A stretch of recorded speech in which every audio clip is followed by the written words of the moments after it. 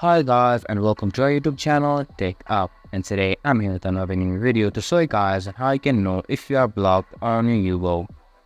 To know if you are blocked on Yubo, simply go onto your Yubo application first. Here right now I'm not currently blocked by anyone on Yubo or even by the Yubo itself, so all the features are available to me to use as per my own wish. But if you are blocked on Yubo, many features may be restricted on your account.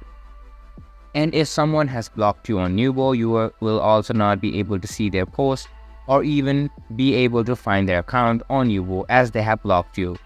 So those are simple ways to know if you are blocked on Yubo.